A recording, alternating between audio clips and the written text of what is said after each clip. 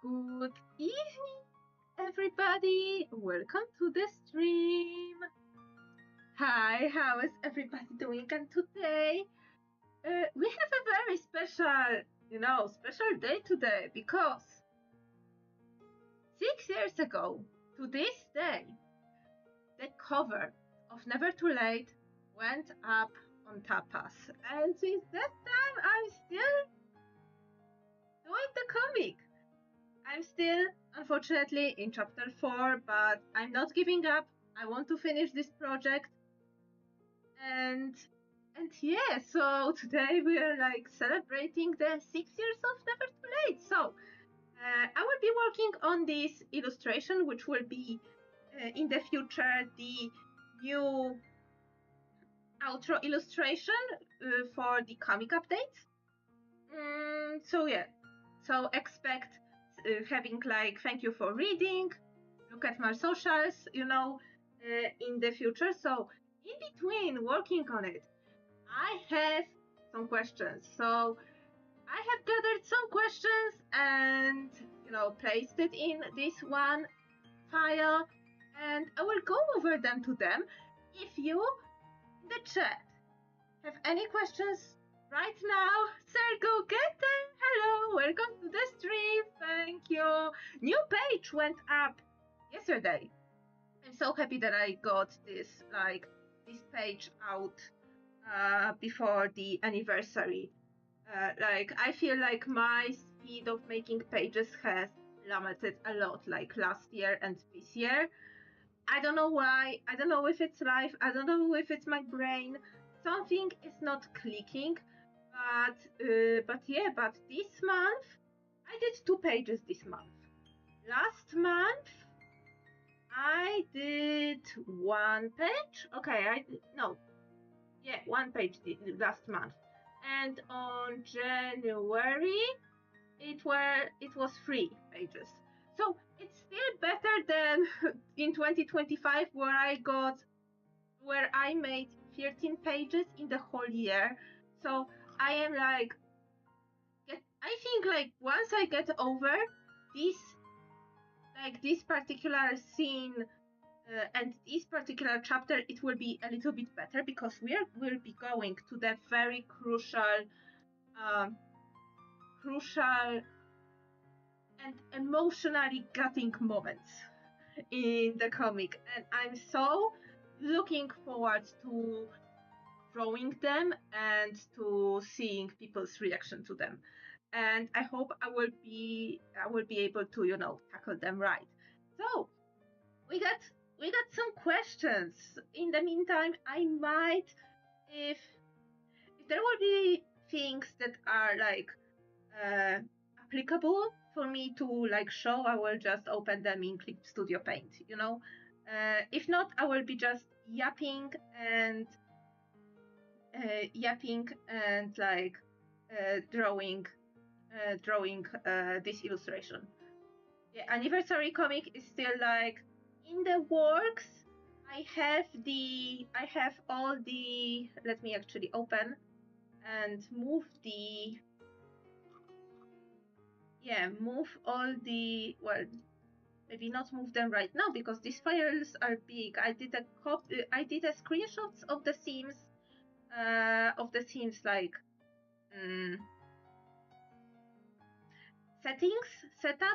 sets where the whole comic will be taking place. The whole anniversary comic will be taking place.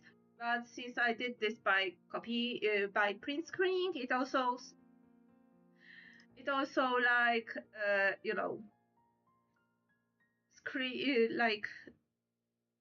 print screened my other screen with my 100 of tabs open and my disaster podcasts on. So yeah. So let's go to the question. So question number one is from my friend Nikodem. He asked this on one of the Discord servers that we're on. It's in Polish. I will translate. So that question is when and from where the idea for the story came to be. So this is a very long question, and I think it in itself will be a very like yapping question. So let's get to drawing, and I will say so. I was making like the alternative versions of like of characters from I will it will be weird because only when I was teen I discovered what the heck Sesame Street is, and I was obsessed, and this is strange, I admit, and I was like, what would the more like grown-up alternative versions of the characters would be, and have them like still live in the same building but have like more adult drama. I don't know what was me with having like adult dramas, because before I was like dabbling with writing, I was dabbling with like some sort of storytelling, with doing comics of my own with other like fun characters and fun on OCs and like my head canons. Like I was doing a comic about this, like not showing anybody. It was like my own passion project when I was like 6. I don't have it anymore. I think I have only one illustration left of it right now, which is a shame, but oh well. And other than that, I was like trying to write in a blog, like the first when I was 13, like the first like blog with like photo stories made with like in-game screens from The Sims, and it was also like I was a teen and I was writing about adults. I don't know why it was bad, but I was like really into Sesame Street, and I was making like headcanoning like very like strange, edgy adult adventures, like picking up the future like workplaces for those characters, thinking up of maybe a future spouses for those characters. It completely flew through my brain that Ernie and Bert are based on a gay couple. It absolutely did not like cross my mind. So I made Ernie more grown up, and I had cannoned him a spouse named Adrienne. You see where I'm going? So fast forward a couple years, and I thought no, this idea is silly, but I like some of these characters that I came up with. Like I like the more grown-up Ernie. I like Adrienne, like at least like this concept of character. She was always had brown hair, always had like kind of greenish eyes. She used to have glasses, but Ernie did not. And somehow during the development, I was like, no, what if Ernie had glasses and Adrienne had not? And this like somehow flipped, and it also flipped something in my mind, and I was like, oh wait, this looks good. This works well. So fast forward a couple of like some time into that, and I think by that time, I think Bartek was also a character. Damian came later. Mary came later. Romek came later. Hubert was also Hubert, which is Bartek's twin brother, also came like along this time. So the first OCs that I had were Ernest, Eddie, Bartek, and Hubert. Rest came along when I was somewhere in the middle school. So after my phase for Sesame Street kinda fizzled out, like I still like think this is a good children programming, and I can appreciate like some fan art and some like more little known tidbits, and also like although animatronics kind of scare me, puppetry does not. So So puppets do not scare me, animatronics do. this is like, I know, it's strange. So like it was kind of like fascinating for me from that standpoint. So when this fizzled out, like I came back to playing Sims, and I discovered something called Sims photo stories, which are the stories, pieces of prose with illustration, like speckled with illustrations, cover art, and such, made with the screenshots and pictures, using the Sims 2 engine. Because I was a huge like Sims 2 fan, pretty much like everybody else. So I was like, I wanted to do something myself. I was semi-active. I was mostly lurking in the forums, in the Sims Polska forum, the forum for I think this was the official Polish forum for the Sims. And I wanted to do something myself. So this is why I revisited my characters and I added some new characters. So the new roster was Damian, who was looking absolutely different, had a different like power dynamic. Yeah, he had an absolutely different like not power dynamic, family dynamic. He, instead of having like 2 younger sisters, had only 1 younger brother. So it changed a lot, and along this way, like it started like crystallizing more, and I decided to make the characters younger to fit closer to the age I was when I started thinking of the story. So say 13, 14 this time. Like it came like very, very like close to each other. Close to like the previous versions. And those versions, in this version, Addie actually started to be like more boho and hippie. Nest was like actually given his like full name, full name, and the way it is right now. Damian was Damian, but had a different surname. Mary appeared with a different surname, but she appeared. I think Patricia. You don't know Patricia yet, but she appeared too, and Bartek and Hubert appeared as well. Finally, as like twin brothers. But Hubert was nicer, much nicer, much nicer. Mary was absolutely crazy and off the hook stalker. I don't know what I was thinking. Like I gave her the ugliest hairstyle I could in The Sims, and I made her like this crazy obsessive stalker fan who ran away from her own home and in pursuit of like, because nobody could understand her, and she was like pretty much this like absolutely unlikable villain character who is just being very annoying and pestering the other characters, the other roster. Nest was from a broken household with a single dad, with no knowledge of his family, which was one of the like plot points that I had. Eddie had a normal family, surprisingly. And Robek was not there. Then later I was like, I was actually like I actually wrote like first like I would say 4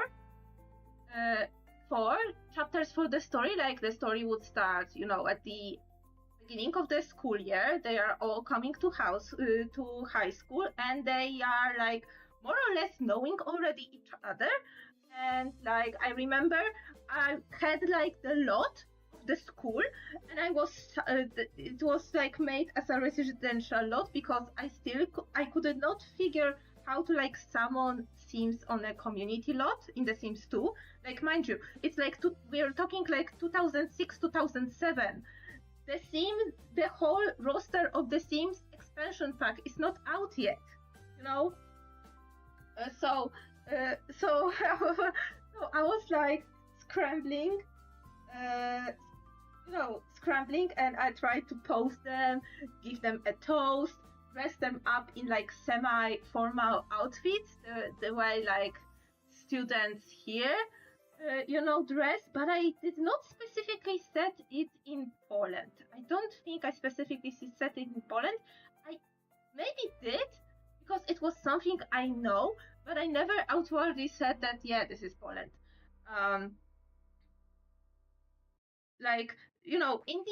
In stories like this, like if you know any like stories from like that time, like 2006, 2007, 2008, it's always like the reality that is set in these stories is always like an amalgamation of like different cultures, mainly American, because we all loved everything that is like American. American movies, American shows, American cartoons, everything was like American, and it like influenced like how like the world, how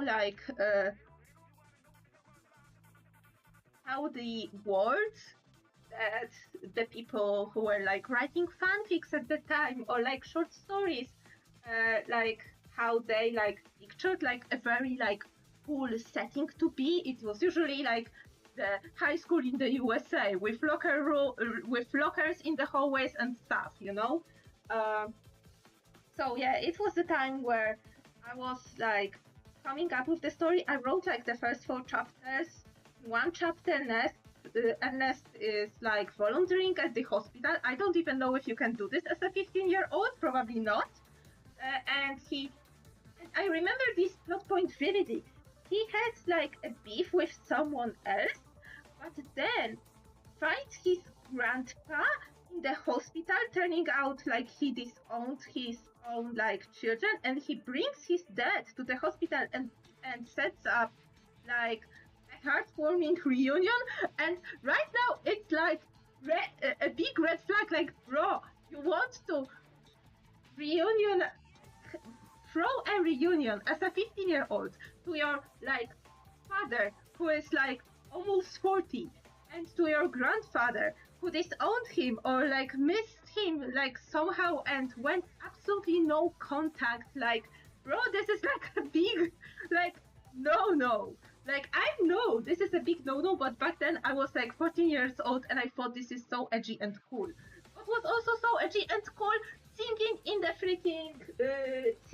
the freaking cafeteria and whipping out the guitar in the cafeteria and singing your heart out. What was also cool, everything that was like more at least a little bit emo and edgy. Like, I went through the rough time mentally, and my characters like were all like had like emo adjacent like style, and also had like problems, like their own like mental problems, and of course 14-year-old me like also thought that this would end like in a hug, that you need only one chapter to resolve the slew of mental problems, which of course is not what I think right now, and I know it's not realistic, and right now it irks me when I see this, but back then I was like, oh my god, this is so like cool and deep. Of course I was like, I'm 14 and this is deep, like literally. So like there were plot points with Bartek dealing with Stalker Mary, with like him wanting to run away from home and live on the, oh my god, what is this called? On a junkyard, because Mary also like before like ran away from her home and lived on the junkyard. Then of course nobody was looking for her because logic, like 14-year-old me logic, that nobody was looking for her, and she was like not attending school and nobody cared for her. But at this time where everybody was looking for Bartek, he was in the junkyard, and Mary at the time like was both his stalker but also he was thinking Hubert. No, she had a major crush on Hubert, but Bartek was the one more rebellious and thought that nobody loves him. Of course, turns out everybody loves him, like everybody who matters, so the main cast. And Mary actually decided to help him figure out the leaf on the junkyard. Like, what the hell was going on in my mind? So I had I had the pictures taken for the first chapter. It was a pain.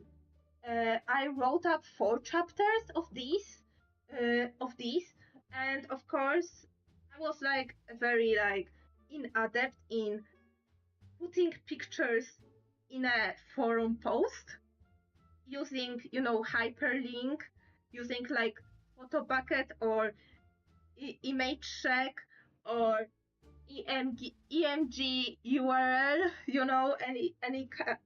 anything like that to embed the picture into the forum post. So I was like a noob, and I was like, oh no, this won't be working.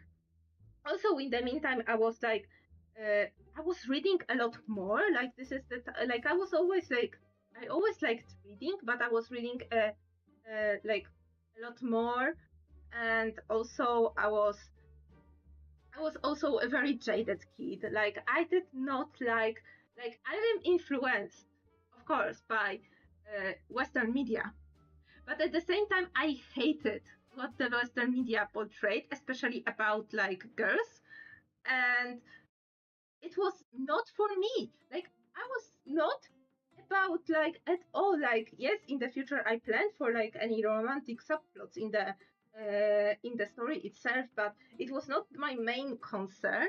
So, and my biggest pet peeve was like everybody will have someone at the end, like which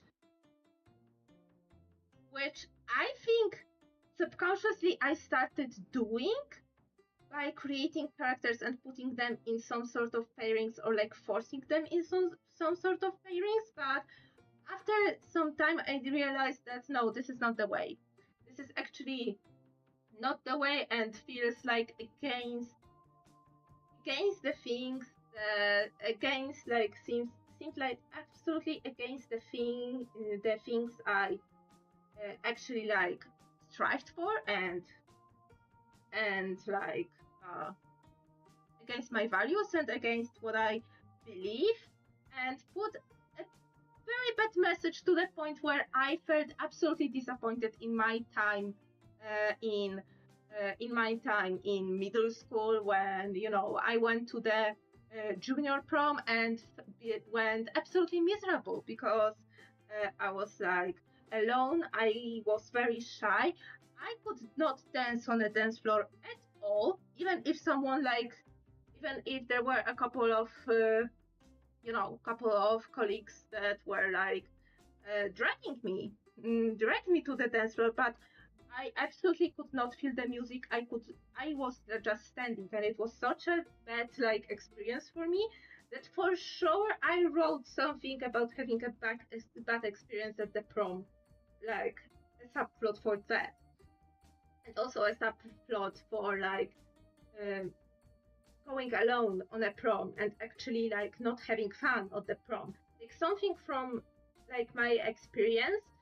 And this fast forward later, I'm entering high school, and I'm like wait, like I know I had this like story on a roster, but I did not do anything major with it or with the characters. But when I entered high school, I met so many cool people, and I was like, oh my god, like what if I actually started writing something I know and actually base the characters like life in the high school on actually like my life in the high school and what is going on over me. So I started actually like writing down major events, like funny stuff that happened during classes, major events. I adapted some of the characters' personalities to the like personalities of the people I knew personally from the high school. So this is when when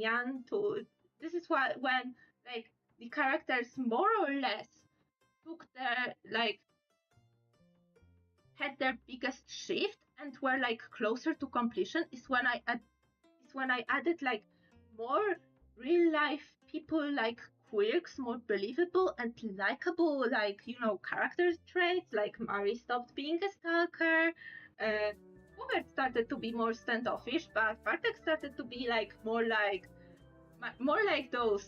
these like class clown, which in turns like I like Bartek, I like tormenting Bartek as well. So yeah, because he's like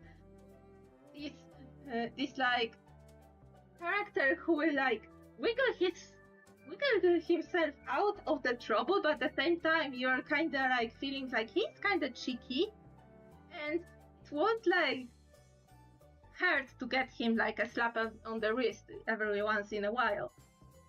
So when I entered high school, I was like, oh my god, this opened like a lot, and at the same time I was like, okay, I'm like, this opened like a lot of possibilities.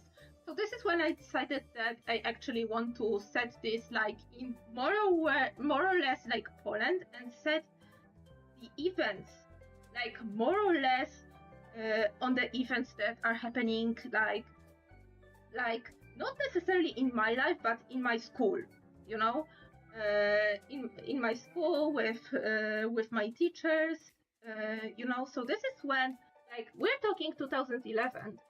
Let me actually show you. We're talking 2011,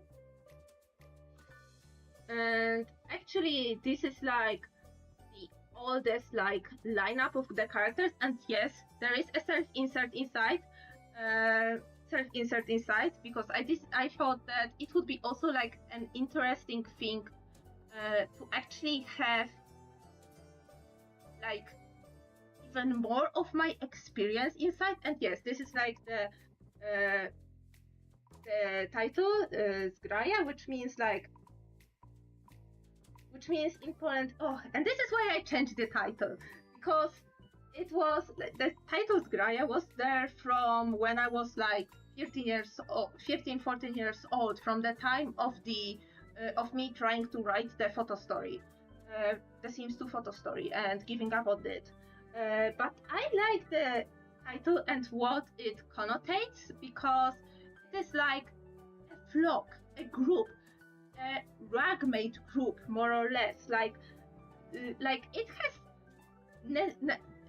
has like negative connotation, but I wanted to flip it and be about this like whole group of people who are having like their problems and their like life, you know, but being like described through the title as something negative, you know, a subversion.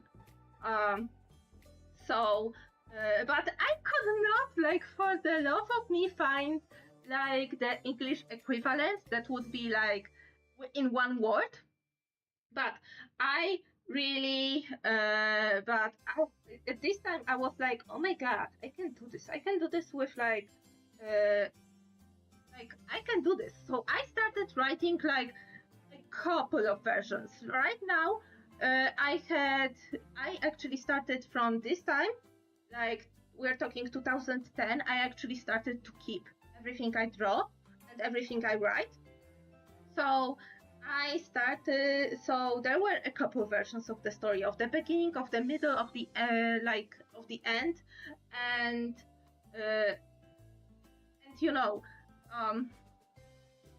and more or less, like, for example, in the meantime, I decided, you know, to eat myself of the equation, because I thought it would start to get like strange, and I was very paranoid. Like, at the time I was consuming a lot of content about like bad art and bad webcomics, and and of course at the time I discovered manga and decided to, oh my god, I want to actually do a comic, because I have not seen anything like as narratively like impactful in my life yet, that I decided, oh my god, I can absolutely do my characters do this. Like, go to the school and have a long talks and have it drawn, like the narration flows wonderfully. It looks so wonderful, so beautiful. I want like the same. So this is why I decided that actually have to make a comic of them, of it. And yeah, and I wrote the action for the whole 3 years of high school, because at the time high school was was taking 3 years in Poland. So so I wrote the whole 3 years like of characters quarreling, getting friendships, getting into friendships, getting into relationships, breaking up. There was still a lot of edginess and still a lot of immaturity from my side, because I wrote down like a motif and a subplot of teenage pregnancy, while I have no idea how to deal with it, or what really it entails and how serious of a situation it is, while it was so brushed off, and also kill off one of the characters because of the birth complications. And I'm like, what the? And right now I'm like, Ina, it's good that it never saw the light of the day, because yeah, I was like consuming a lot of like media that talks about what makes a good comic, what makes a bad comic, and one of the like main outlier for the bad webcomic was to have a self-insert, and I was like so paranoid that once I put a self-insert, it will be over for me. So I decided, like, during that time, that development stage, I decided to eat myself from the cast. And right now, if I would like draw the comic that is set in this time frame, so we're talking September 2009 to May 2012, I would be like a background character or a very like far away character, something more like an Easter egg, and not as a like main cast, because I think this would be a lot of like, I would spill a lot of the things about myself because of that, and I realized this is actually like kind of dangerous. And also, I was so paranoid that someone will call out that this is a self-insert and don't do it, So, Addie is here, and Nest is here in this roster.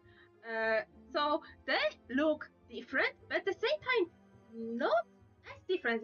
This is Damian, by the way, and this is Marie. So there is still not Romek. Romek is like, it's not in the main cast, but is like a secondary character in here. While I remember the subplot being one of the plot points being that Romek discovers he's gay, and Mary cannot like come to terms with it. And I remember like the acceptance from like the point of view of the family member was one of the things that I think is not shown as much in the media. So I thought about this, but right now, the way the story is right now, Romek is gay. Yeah, he still is gay, but Mary is more in terms with it than she was in here. Like here, she was like only now discovering that her brother is gay, and like coming to terms with it, and right now in the story, like, she's aware her brother is gay, like she's like closer to being fine with it, but we're talking 2009, like it wasn't a very like very super tolerant time. So yeah. So this was like when I was in high school. So the story, like, I still not like put like anything much. Like I started sketching like a couple of pages, and like the chapter covers. This is the chapter cover for episode 1. The style, oh my god, it looks hideous. And of course the self-insert, yes. So I'm like, So I'm like, yeah, yeah, it won't be it. And then it was like a long time of me like perfecting my like. I stopped drawing for a while. I came back, like I had like an on and off like breaks in drawing, like one big break of drawing characters and drawing like anything related to the related to like any like portraits of characters, character art, scenes and stuff, was when I was in middle school, when I was focused a little bit more on doing the scenes to like machinimas and trying to push through this. So focusing more on writing and on trying to get my game cooperating with me on my potato of a computer and my potato of a laptop. Then and so I was like focusing on drawing like something else. Like I drew a lot of isometric like buildings and architecture, and I was like I had a face for that. I went back to drawing characters like in high school. Not a lot, because high school was also like kind of stressful and I wanted to do well. And I came back to drawing for real. Like I remember in high school I was drawing also like on pieces of paper, loose pieces of paper, and stuff. Yeah, I had like a pencil case full with pieces of paper that I would like to do characters on. Right now, these pieces of paper are glued all in one of my sketchbooks. Uh, so yeah, and this sketchbook I set up in 2015. I was already in college. I was already like finishing my Bachelor of Science degree. And I was like, I want to come back to art. And I started sketching in this sketchbook, like doing some like very small studies, pasting all the doodles, doodling a bit. And October 2015 was like the challenge that I decided that okay, I will come back to like draw. I want to come back to drawing regularly, and this is when I started to draw regularly, more or less. Like Inktober 2000, was it 2015 or 16? I think 16. Let me check. 16. No, it was Inktober 2016, but I set up the sketchbook in 2015. So like my first like absolutely completed sketchbook. In 2016, I did one Inktober, then another in 2017, and I actually attended like the real art class, where I could like learn how to draw from life like properly. It was like very insightful, and I also joined a comic making workshop for like I think it was for like the semester. It was in 2017, and you know during that time Felicia came to be. Felicia being one of the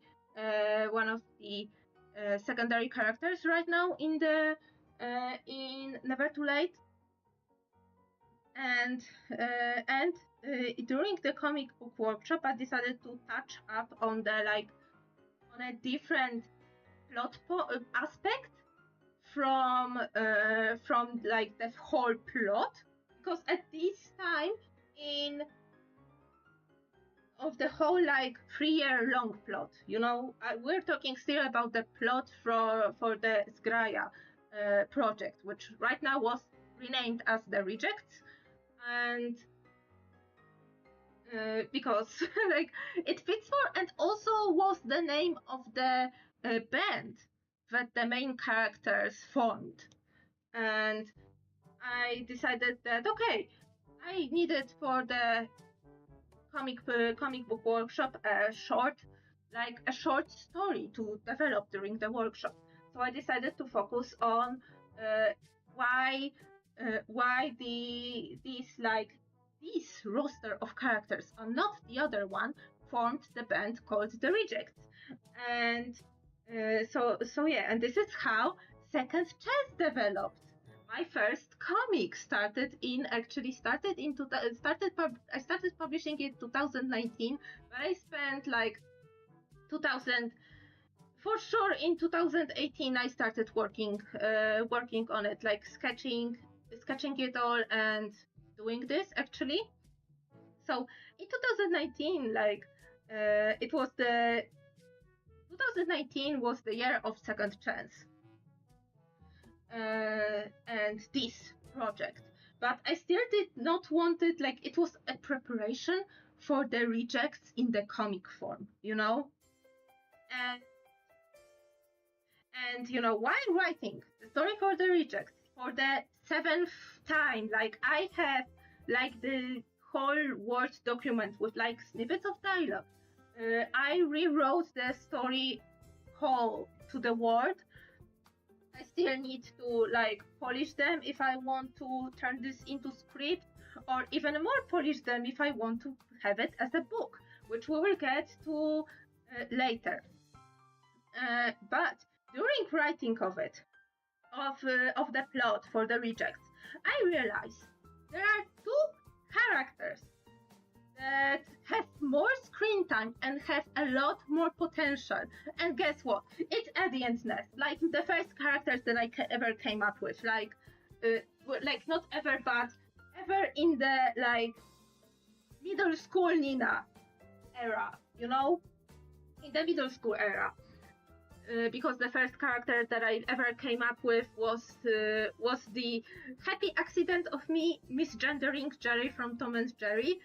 Her name is Jerry, but I changed her name to Geraldine. And she's the first like OC that I ever like created. So I was like 5 or 6. So we are talking the OCs created in the middle school era, you know. So these two, I had so many like lines of dialogue with them. Such a good natural I wrote such a good natural progression of their relationship, and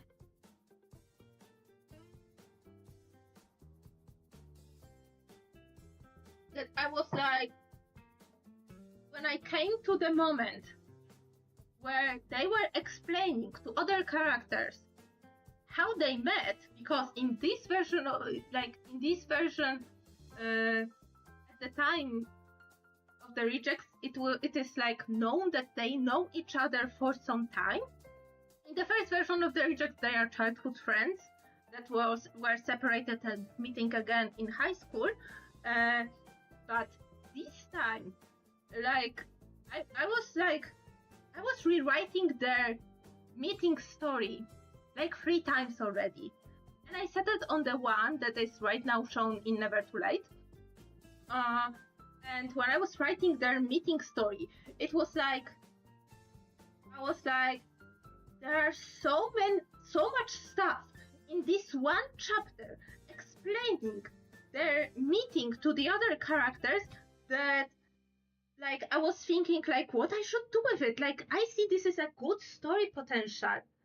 And this is, like, a very, like, good, goes deep in these characters, but I feel like they are taking already so much space in the main plot, in the plot of the Reject story, that I cannot, like, have them the whole chapter that will be huge of the size and taking like months when it comes to action, because they are talking about this in one day, but in this story about their meeting, it's already like a couple years past. Like, imagine, like, it's in How I Met Your Mother, like that, like, talks to his kids apparently for one evening, but the whole like events that he's talking through take already years, you know. So it was very similar, like they're talking through one afternoon, like how they met, and explained it to other characters, while in reality the whole story of how they actually met and how they came to be right now in high school took already like a couple of weeks, if not months. So I was like, well, what should I do with it? And then I decided to, after second chance, have this story of these two meeting separate into the other projects and keep it like a bit like separate, still in the same universe as the rejects, but in a separate project. And this is how Never Too Late came to be. So this is explaining your question. So it is an idea about characters. This is like amalgamation of motifs, amalgamation of my experiences from middle school, from high school. But I was like, first of these characters take already so much of my mind space that it's not even funny, you know. It's so strange that they are like one of my oldest characters that I've ever created. They are my favorite characters that I've ever created, hands down. And you know, I wanted to develop their relationship and show their relationship, from the very beginning. And this came from separating the bit of their meeting and their backstories from the bigger story, which in itself came from me merging my experiences of my classmates, experiences of my schoolmates, and things that I like in media, that I consume, that I with this, at the same time avoiding things that I don't like in media, because I don't like a lot of teenage oriented media. I don't like the portrayal of girls in the media. I don't like how everything is, in the 2000s was boiled down to, oh, the only hobbies you can have as a girl was shopping, makeup, fashion, and boys. And this irked me a lot. So, like, when I started to be more conscious about the motifs and about tropes, I was like, I will avoid the heck out of the tropes that I absolutely loathe, and decide to do something that I actually like. The rejects was something that I actually would love to eat up when I was a teen. So Never Too Late was also like, it also has a part of that love energy, you know. So this is also why I think like Never Too Late is so deeply set in Poland. Like, I think like I find right now media that are so Polish. I found them so endearing. Like especially if it's in not native language, it's not Polish language. I find it so like endearing that, oh my god, this is what Poland is like. This is what it's the Polish experience like. And yeah, I started to appreciate more of the experience that I have, like living here, living here, being raised here, like, and right now with the rejects happening from 2009 to 2012 and Never Too Late happening earlier in 2009.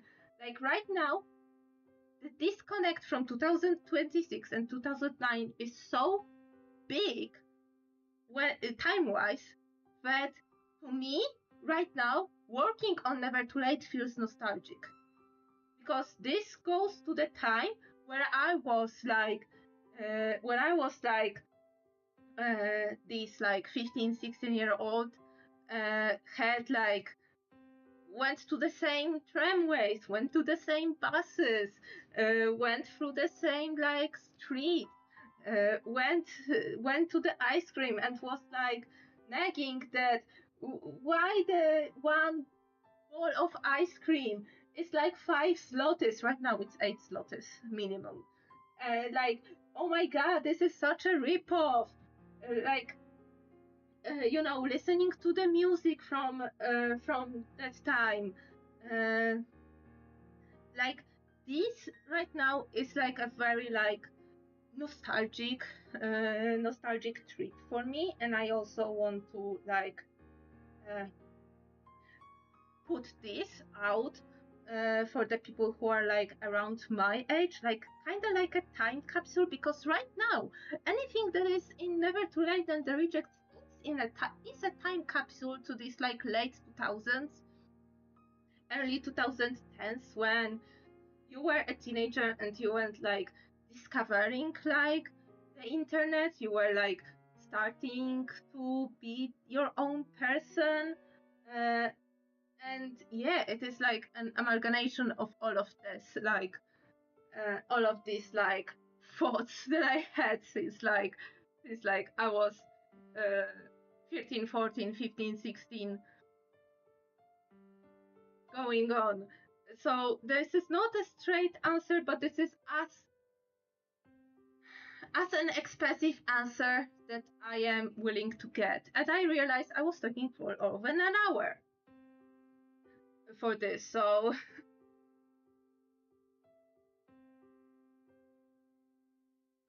yeah. So I hope this explains it all. So yeah, next question from Barry. By the way, if you know Barry and have Barry in DMs, you know, go and wish her a happy birthday today. So Barry has 2 questions. Question to the characters: what's your favorite kind of sandwich? I actually like, on one hand, like a little bit of digression. Of one hand, when I was like really into developing into the stage, like I'm talking like late high school and college, when I was really into like being serious about developing the rejects and the lore and the characters, I was like I was doing a lot of these like OC tests, you know, checking if my OC is Mary Sue or not, and stuff, filling all this stuff. And yet, I do not know what kind of sandwich would be their favorite.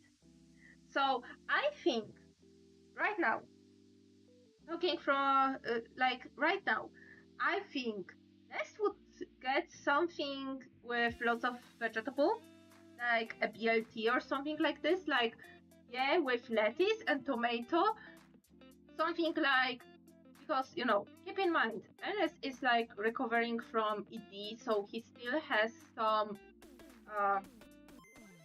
intrusive thoughts about. This music is not fitting this. Okay, so he has a lot of these like intrusive thoughts about food. So I think he would be like very conscious about what is in the sandwich, and I think maybe like the BLT would be like, it's like balanced stuff. For Addie, I think the bigger the better. Addie, in my mind, she's using every opportunity to do something different and do the thing to the max, because she lives a very like she has a life of very minimal support from adults, and she is uncertain what the next day will bring, which is like tragic in a sense, because she thinks that every time she will get like a snack or something, it will be the last time. An absolute last time she will get one. So she will like use a lot of toppings, for sure. For the rest, I have not think about this that deep. For the rest, for Mary, it will be something without meat, something vegetarian. So, yeah. And yeah. Questions for Nina. What's something you think people tend to underestimate about comic making? Are there any things people overestimate that you find not as difficult as people said? Who is the easiest character to draw and hardest? Okay, so what people tend to underestimate about comic making? How long it takes to draw? Like, oh my god, one page. And I count like how long one page takes me. It takes between 8 to 10 hours. One page from start to finish, from the thumbnailing to the exporting.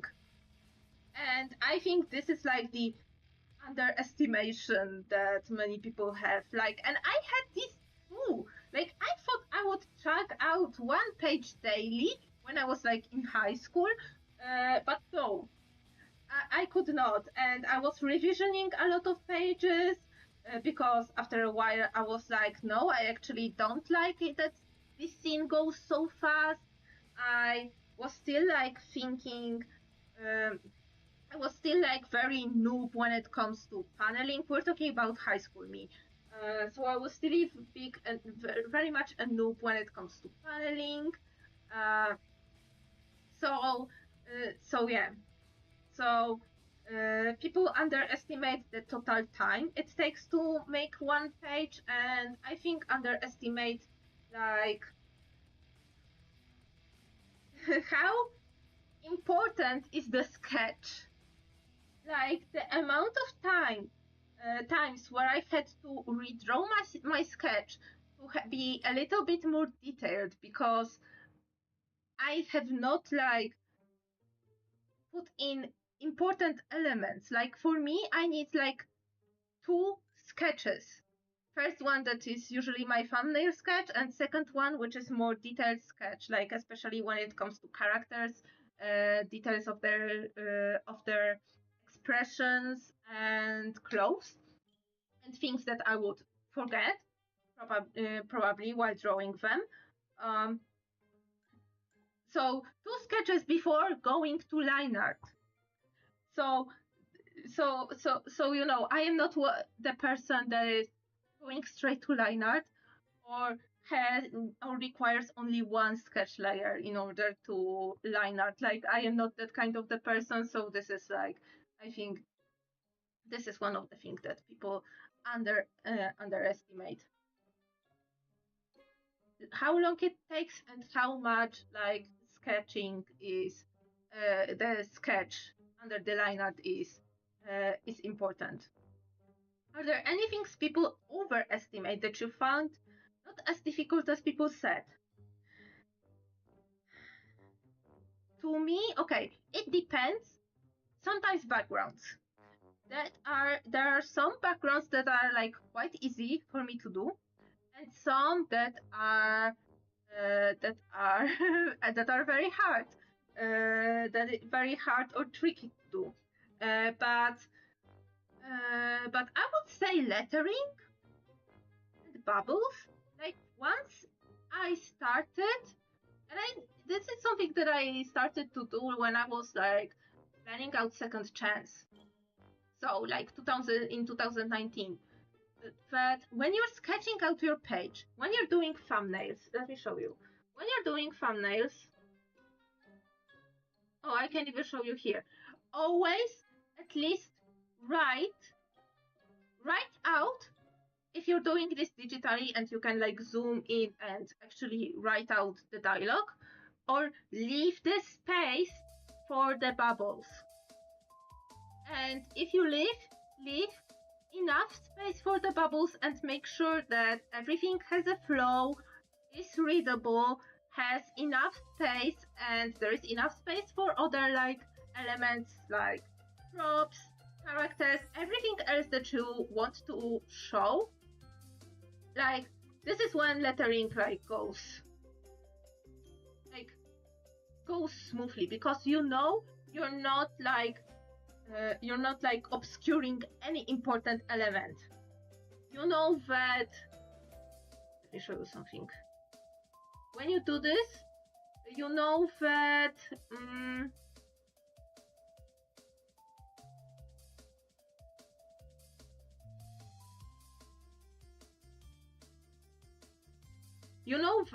this is not your reality, okay?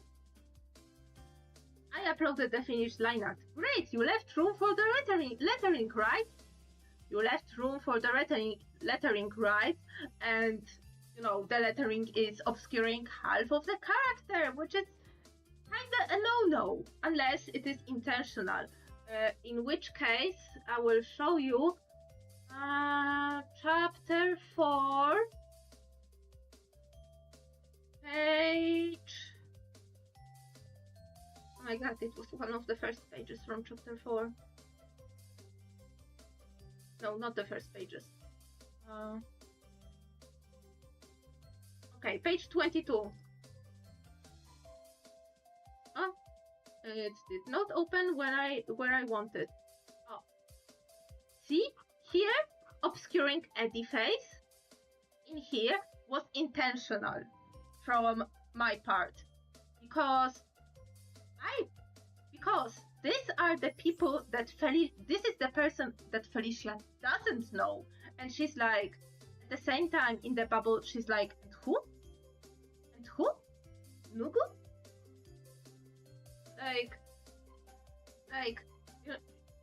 You know, something that Nest in the next line wants to like hide from her. So this makes sense when it comes to the story, you know. But when it doesn't make sense to the story, like it seems like you have not planned out the space you need well. And this is also why I do lettering first. Every time I draw a new page, no, I don't have anything in the works right now, but every time I draw a new page, I start from the lettering. I have separate like layers for English and Polish text, and I start with the lettering with my default font size, and I set up where the lettering needs to be according to the sketch. And if I miscalculate the area that the lettering needs to have, I either shrink the sketch, shrink the characters in the sketch, or if it's needed, I shrink the font. If the character is whispering, it's okay if I shrink the font a bit, like change it from 11 to like 10 points, 9 points, or rewrite the dialogue so it will be shorter and take less space.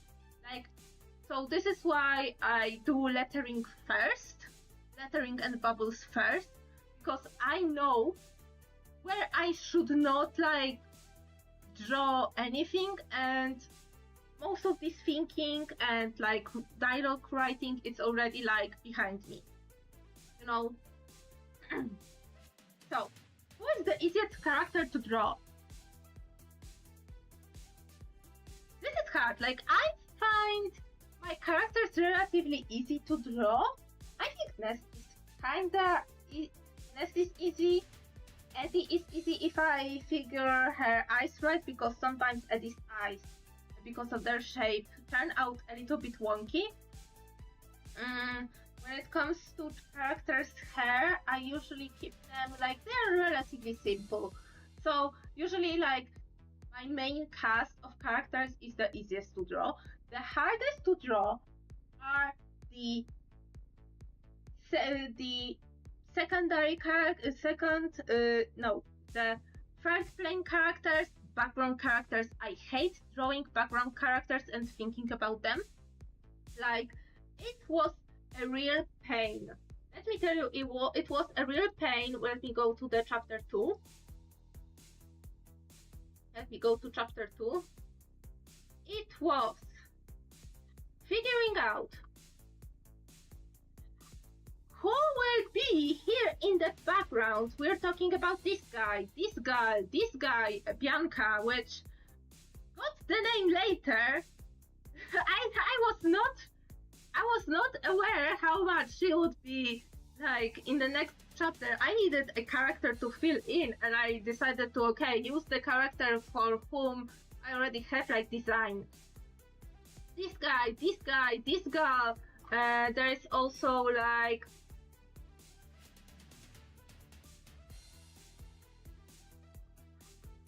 this guy, this girl.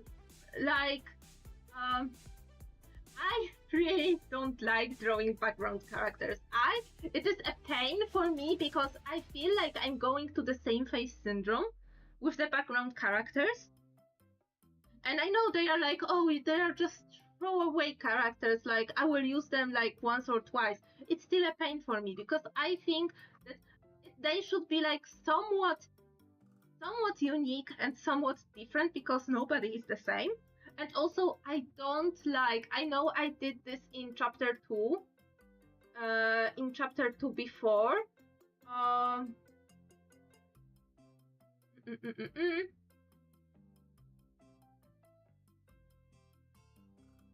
Yeah, like, I don't like making shadow people. I don't like when there are shadow people, like, in the, in the background. I know where this comes from. I understand when this comes from. When I'm right now doing making the comic. When I'm the one making the comic. But I don't like. I still like kinda am like iffy about this. Like this is something like that I need to work myself. That right now I don't mind if you do this in your comic. But I mind if I do this in my comic because I held myself to an absolute different standard that I held everybody else. So yeah. So the hardest characters to draw are first off the background characters, and second off, I really don't like to draw Victor and Blaze. Like with Victor, it's so hard for me because he has such a sleek hairstyle. Let me get you Victor. He's such a sleek hairstyle, with this like very sleek. Oh my god, what is a good view? I think this would show. Properly. Like he has such a sleek like hairstyle, but it's actually a problem drawing at different angles, especially from the side. Like to me, he has very like close to body, and it's like kind of tricky for me to do this from the side. How would you like do this? Like, how would you do this? Would you do this something like this and try to hide this on the like other side? Something like this. Like maybe it would work, maybe it won't. I don't know. I would need to make a 3D model of the hair in order to draw them properly. So I'm like, this is very tricky for me. Also, I don't like drawing Victor and Blaze because, just of the connotation. Like, I know they do have some redeeming qualities, but overall they are more of the like characters that not only in the plot, but also I know the readers like don't have the good emotions for, and I also don't have the good emotions for because I know what they are here for, and I know what they will be doing, and I don't draw them. I don't like drawing them. So yeah, background characters for the fact that I need to design a whole freaking character to only put on 3 panels. I don't like drawing them, and I find them the hardest. And I don't like drawing like the characters who are like not doing good things to the characters. Like I don't like drawing Blaze, and I don't like drawing Victor. I think I don't like drawing Victor more because at least because at least Blaze has a different haircut that I can actually draw. It's not a sleek one that I gave to Victor. So yeah.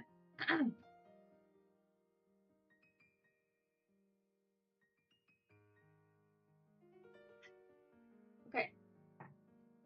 Next question. Asked by Sergo Getter. Nest and Addie are probably what some people would consider underdogs, trying to achieve fulfilling lives in challenging circumstances.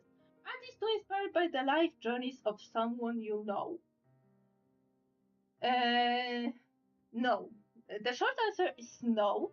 I don't personally know anybody who would have the same like living situation or as Addie, or the same like situation with her boyfriend as Addie, or with the same like mental health conditions as Nest has. These aspects are actually like came from my own like came from my own mind, because I thought that this would be something that a lot of people deal with, and something that would be interesting to explore and interesting to show that they can be dealt with, you know? Because what I wanted to portray in the rejects overall, I wanted to portray a rag, you know, a group of friends that, you know, is very like different, but there is something that keeps them together.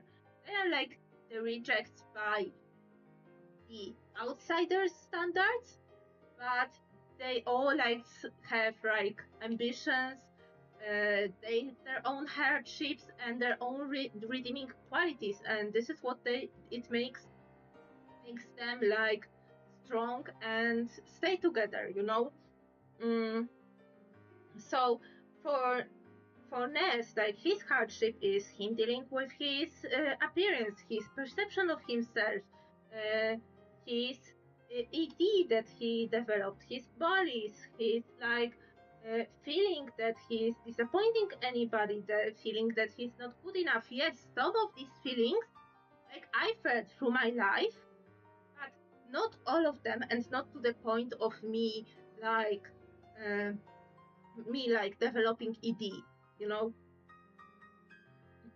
Or anything like that. Like Addie's felt like of insecurity, economical insecurity, fear, and feeling of like not having her life stabilized, not knowing what to do with her life, like past high school, not having plans for her life.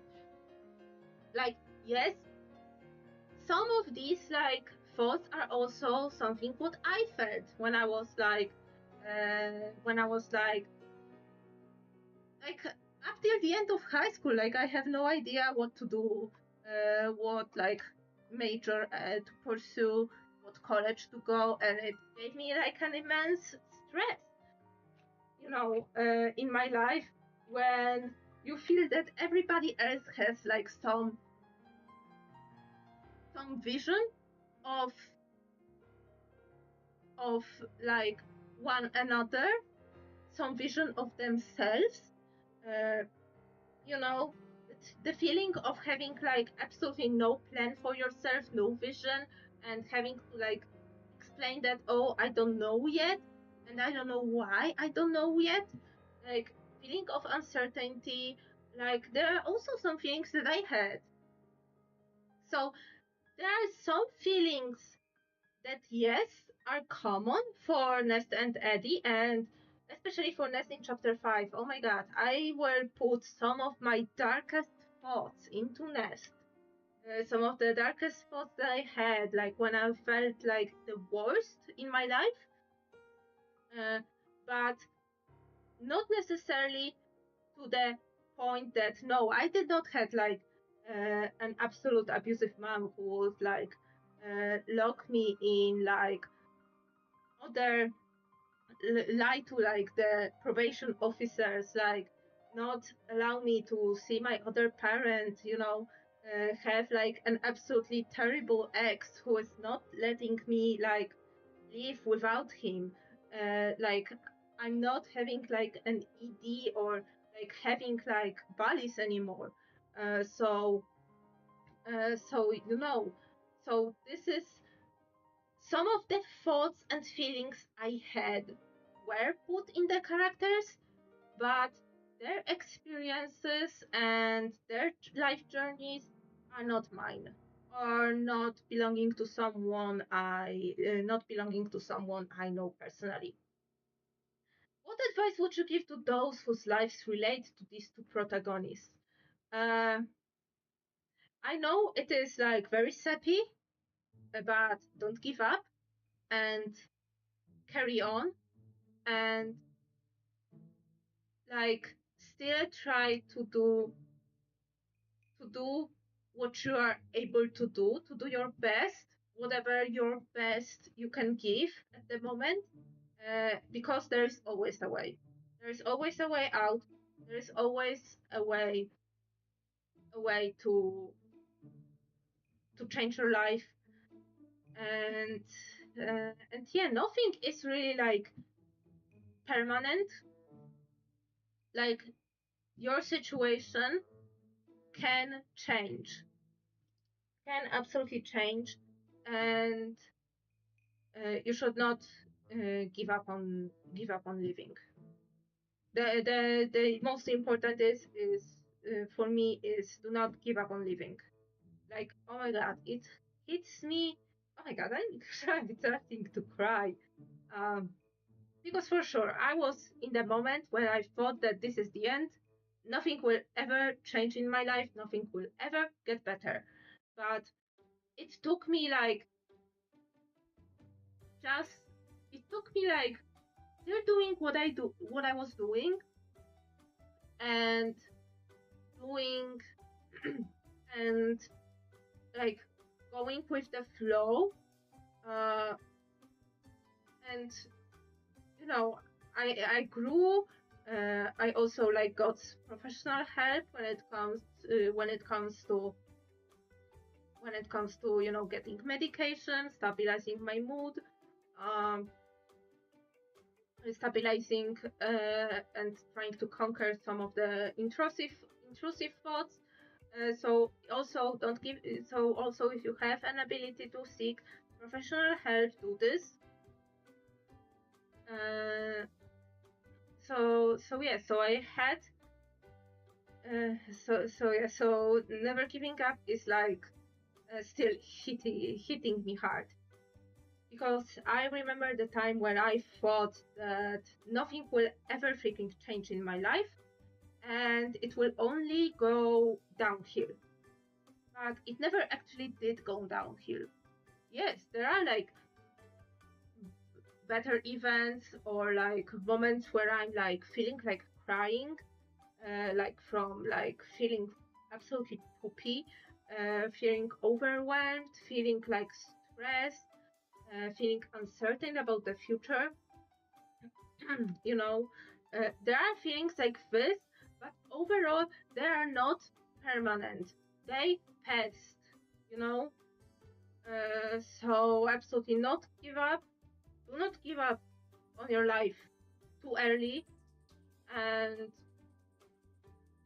you can always seek help, and you can always try to do your best, whatever it is possible, uh, because yeah, like even if you do like what you're regularly doing, the life can change. Okay, moving on.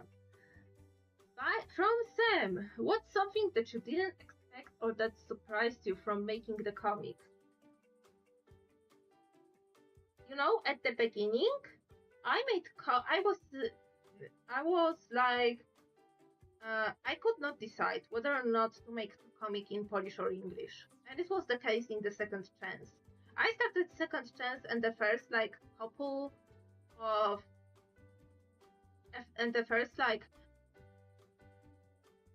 couple of pages of Never Too Late, back in chapter 1, I started to do them in English only. Then I discovered the Polish hosting site, webcomics.pl. RIP, it closed down last year. I am still salty about this. And when I discovered it and started putting my comic in, I met so many people, I didn't know Polish scene was so big. Polish webcomic scene was so big and so active, and I didn't know that my comic would, even though it is set in Poland, I wasn't expecting that there would be so many people, and some of the people that I look up to, actually like the comic. So I was not expecting that from the Polish side of things, to the point of my Polish friends and readers actually waiting more on the printed version than the English ones. And this is what surprised me. And also what I did not expect is that I realized how long it takes to actually make the comic and make the story. And I will go back to the beginnings of the Never Too Late and beginnings of the Rejects universe, as I would call it. But I realized that it took me 6 years right now to draw the action of 4 months, and not yet finish those 4 months. So each chapter of Never Too Late is 1 month, and I am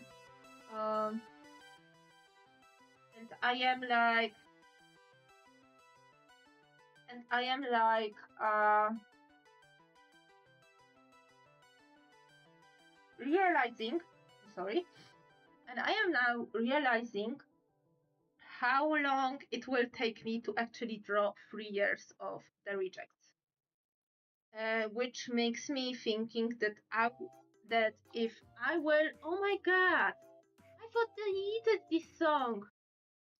Wait, it turns out I have not edited this song. Okay, let me edit this song. Okay. So it got me thinking that for the Rejects, when I finish Never Too Late and I go on to the Rejects as my next project, that I will do this in writing, in prose, but still add my own illustrations. So it will be bit mixed media. I think in order to also get this feel of teen-oriented, rebellious, outcast, rejected, grunge, get this feeling, I would make it actually more of a multimedia project. There might be some pages that look like from a diary. There might be some pages that look like there is a photo pasted in, or regular illustrations, and some prose. I don't know, with some poetry. I have no idea how to do poetry, but some of my characters will be writing lyrics and poetry, so I need to dabble into that. Some lyrics and poetry. So I will be dabbling into that for sure. So this makes me I was not expecting to come back to thinking of the Rejects as a writing project. I was thinking of it for years as a drawing project, but because of how long Never Too Late takes to never too late. Never too late takes to like to come to be. It made me realize that I should, that I probably should, if I want to see it like come to fruition and actually came to be, I probably should do this in prose and like not leave the art aspect, like, because there are some scenes that I think would be elevated by having an illustration associated with it, but I feel that after Never Too Late, the comics will be for shorter projects, like spin-offs, like shorter stories from within the universe, and like I will get back to the prose.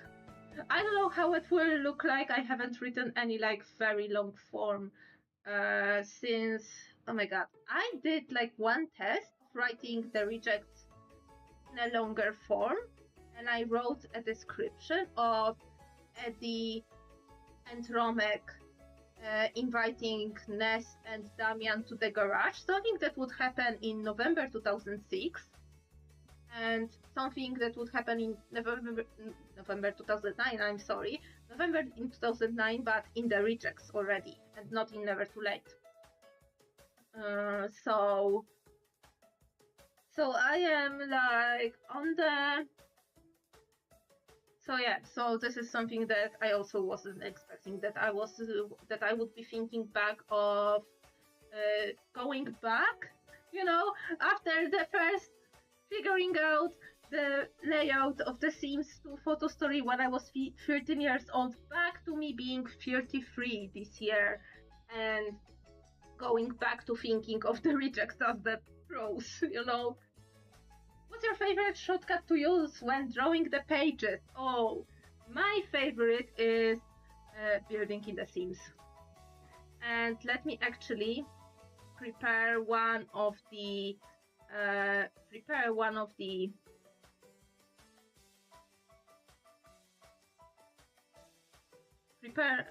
quickly in Paint one of the screenshots.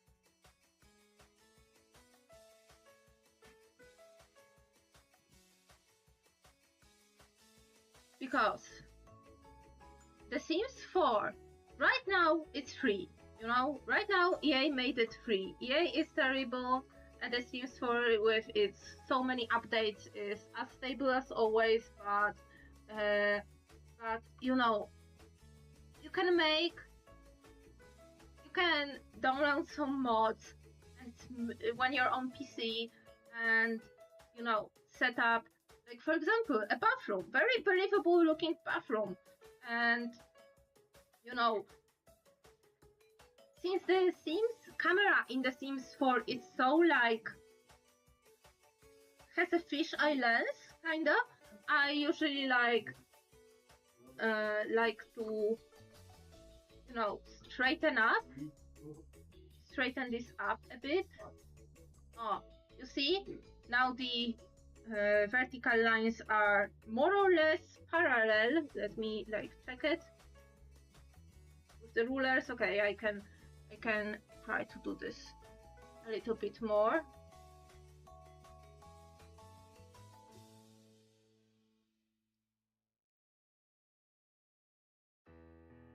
So yeah, so because of that, it is a little bit easier to actually draw backgrounds, especially since I suffer when I need to draw clutter in the backgrounds. It pains me a lot. Let me also see if I have anything from chapter 2, especially from... Oh, let me show you this. Look, this for example, back in the day when I had only one monitor, one screen. Yeah. So this is, for example, Ernest's room from chapter 2. Like, it helps me like clutter the space and figure out the position of the furniture. And I have this thing where I can remember the floor plan of the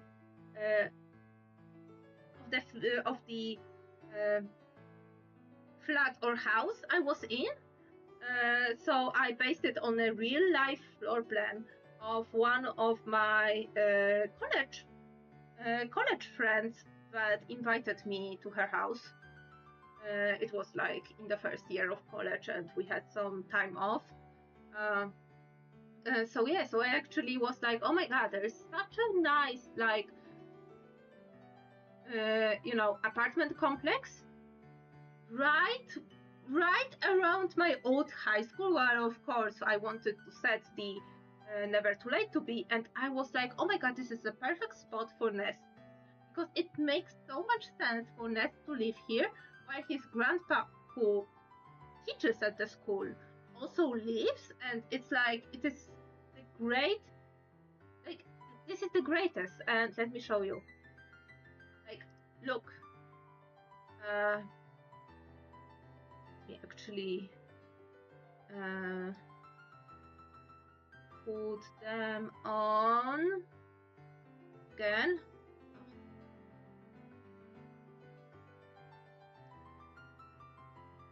Like, look, from the, like, yes, it's not perfect, but in many cases it's like at least like good enough to figure out the placement. Here, excuse me, but something fucked up with my custom content, and there used to be a bed, but it disappeared on the screenshot.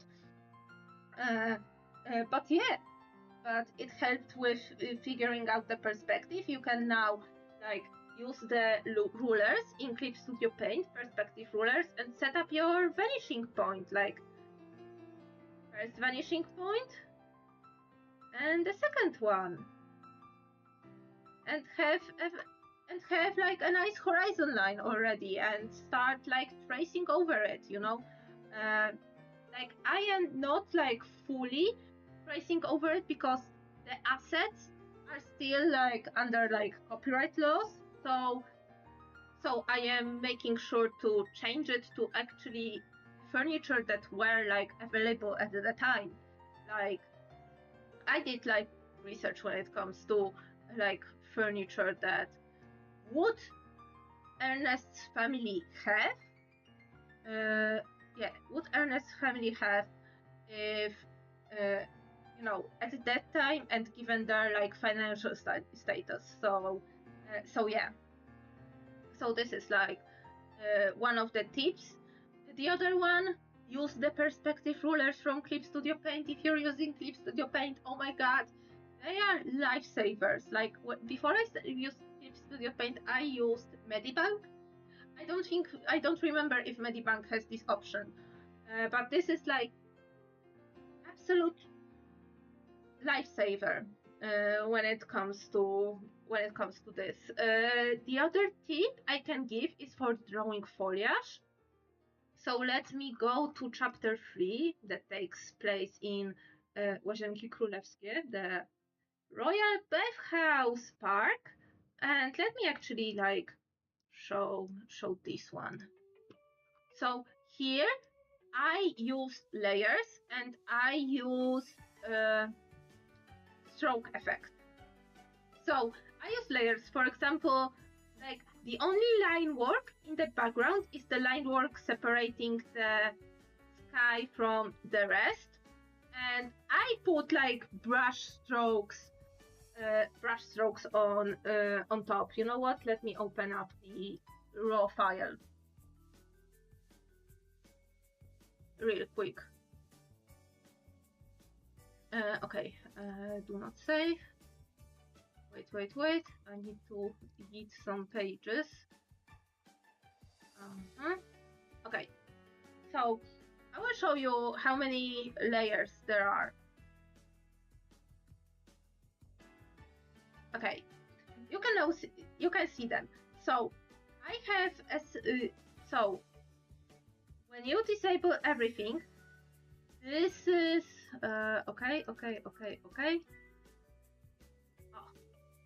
And okay. So I draw background elements and foreground elements separately. Why? Because I can then disable the visibility of foreground elements and still have like very and I don't need to like make up the whatever is going behind, which is something that I have not done throughout the whole of the comic. This is something I started doing throughout the middle of chapter 1. So when I will be editing the chapter 1 for printing, I will be like, oh, there will be a lot of like things that where I disable the line arts for the characters. There will be like white places where the characters would be, you know. But right now I am drawing. Let me disable textures. So right now, what I'm doing is I have the line art, usually based on a photo. Here it was based on a photo I got from Google Maps. Set up the rulers. You see those purple and blue lines. This is my perspective ruler. This is my perspective ruler. Oh, you can see it and see the points to to modify it. So I use photos. Sometimes the photos I took myself. Sometimes the photos that I found on Google. Right now, because the story is taking place in 2009, in many cases Google Street View has still some snapshots from 2009. It allows you to find pictures by the date, so you can find some pictures from 2009. So I can find pictures from 2009 Warsaw. Warsaw has changed a lot, especially around the National Stadium that was built for the Euro 2012. So yeah. So Google has some snapshots from 2009 to Google Street View from 2010, 2011, and it is also a big help when finding references, especially since there are like 2009, 2010, 2011. Like I was not thinking of taking snapshots of the Central Railway Station and of Palace of Science and Culture and of the entrance to the Metro Centrum. I know from memory that it vaguely looks the same, but it's not the same. So I had to like Google it,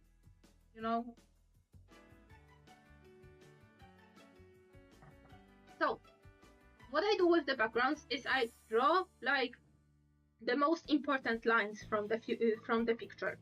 Do I have the same picture of the? Do I still have the same picture of that I was using as a reference? Possibly not. Possibly not. No, not this one. Not of this.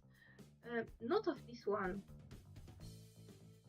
And also, keeping in mind that a lot of the pictures are in such a bad resolution because it was 2009, and this is the most that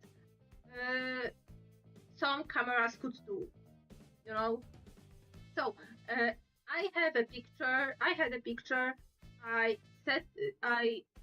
modified it, like stretched or squashed them enough so the horizon line will be where I would need it for the panel. Then I put like base colors based on the picture and also on the like loosely based on the picture. Like I changed this and made them a little bit more saturated to fit the lightning. Separate for the water, I did this like on the one layer. I used my shading brush, more texture brush, and some like sparkles. Separate for the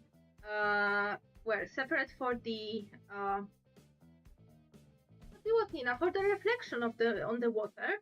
So what I did was taking everything I drew on here, and also like, you know, here, merging them together, flattening them, and flipping them.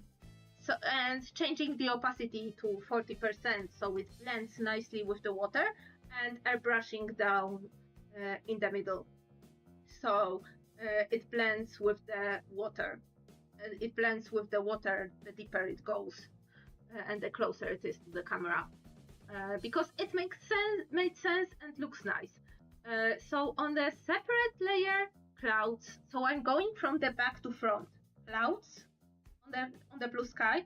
Then I put the random shapes with my textured brush with various shades of green. Whatever was fitting the time of the year right now in the comic. A little bit more leaf shades, speckles, and I blurred them. So keep in mind that whenever something is further away, it has less visible contours and is more blurred. And also the colors are closer to the colors of the very far objects in the background, usually the sky.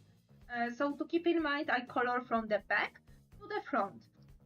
Next bit, I put a little bit of texture, a little bit of color variation to the stone, to the pavement, to the grass shading. And here, railings on the separate layer. What is on this layer? What I put on this layer? Okay, more railings. This time with the stroke effect. So I did not like put a line here, a line here. No, I put one line and put the wrong thing. So I had the edge effect. This is how it's called in Clip Studio Paint, and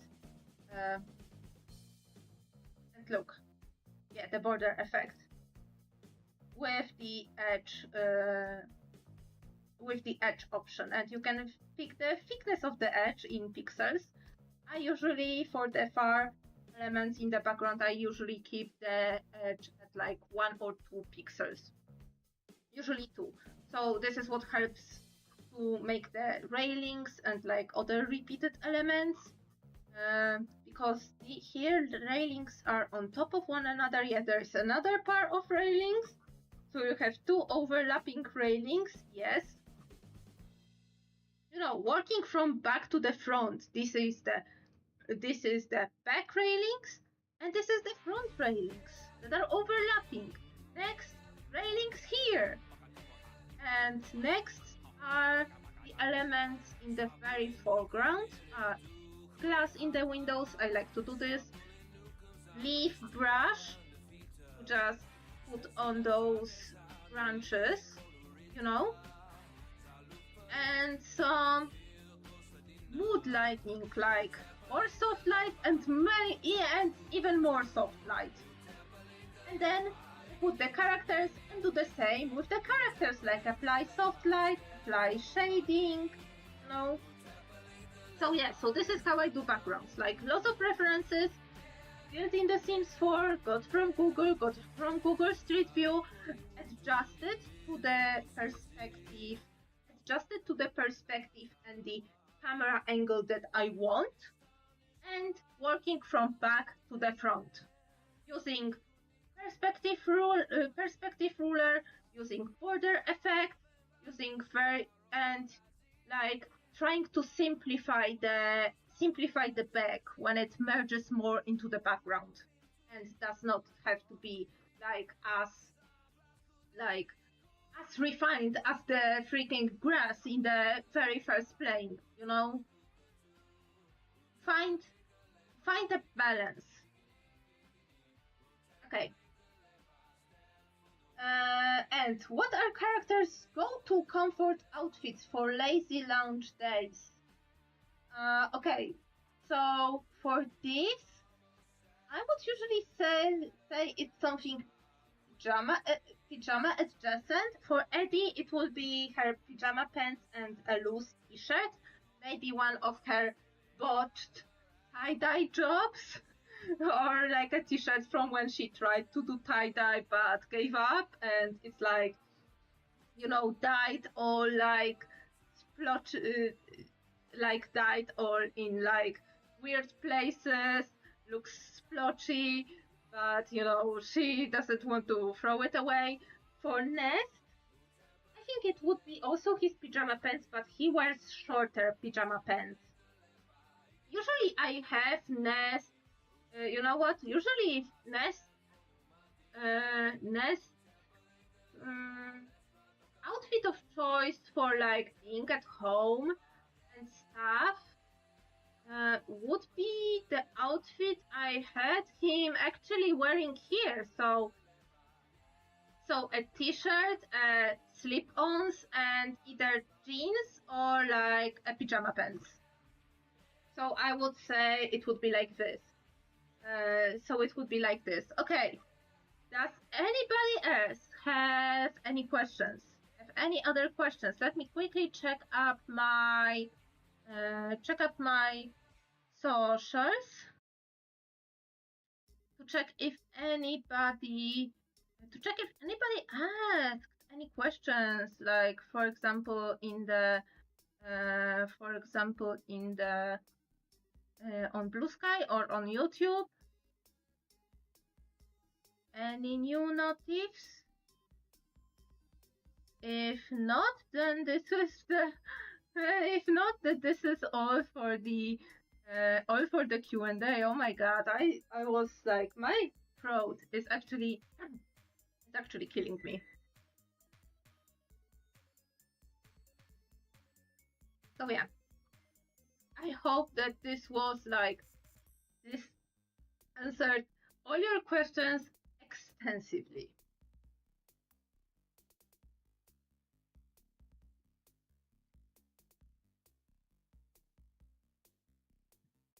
Okay, so if anybody watching right now has any questions, they can always ask, and always pop on next stream and just ask as well. Like, even if the stream is about like something else, I will almost always answer. Like, oh, Sir Go Getter, oh my god, you were here the whole time. Oh my god, I was actually like, right now not seeing the view count is a blessing and a curse. Like, it's a blessing because I don't need to stress about like seeing it all the time and having it at 0 most of the time, but it's also a curse because I don't even know if anybody's watching, especially if the chat is like kind of quiet, and I don't blame anybody. I don't blame the lurkers. I don't blame anybody for like not being active and in chat. I understand it. You know, as a lurker since like 2006, I understand it. So yeah. So if you have any questions like later, you can always pop in chat or like tag me on Blue Sky, ask me, you know, like go to the comments, ask away, and I will try to answer, you know. Unless you're asking like something really like vulgar and outlandish, then I say like, nah, you will not get the answer for this question from me. But when it is about streamings, when it comes about like streams, when it comes about the comic, when it comes about the characters, when it comes about the process, like I am, or like, Nina, how do you do this thing in Clip Studio Paint? Or Nina, why the characters are like this? Or Nina, can you explain this plot point to me? Like I will answer, you know, I will answer those. So don't hesitate, you know. It makes me happy that, you know, people were willing to, you know, people, including you, Sergo Getter, were like willing to, you know, answer to the call for questions and actually ask some questions. And you know, they were good questions, you know. So yeah, keep me yapping for 2 hours. So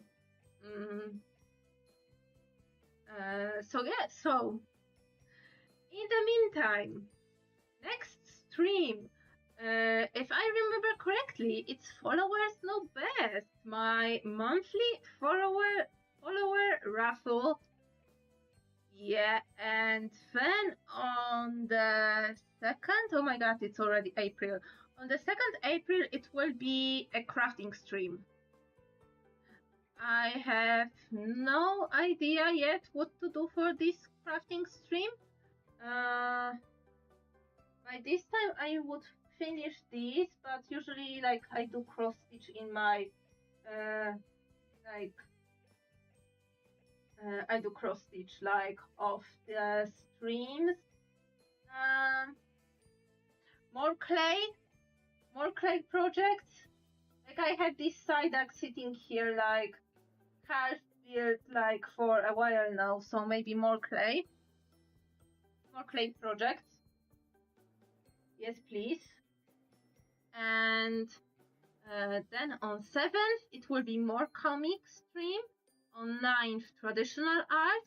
On 14th April it will be oh my god, now will I be doing this on the stream or in my own time? I will figure something out. I also haven't played Minecraft in a long while, so maybe I will play Minecraft and figure out and like finally map out the island now that I have wings. So yeah.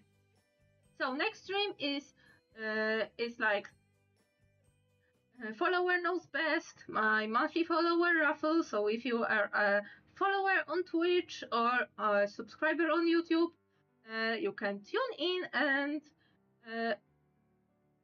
get me to draw something you want. Yeah.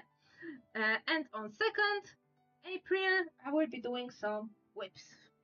I will be doing some crafts. Yeah. Most possibly the clay sculptures, because I still haven't finished those. Yeah, so thank you all so much for coming. Thank you for watching, chatting, lurking, and spending some time with me. I hope you will stay safe, stay healthy, take care of yourselves, and I will see you all next stream. So goodbye!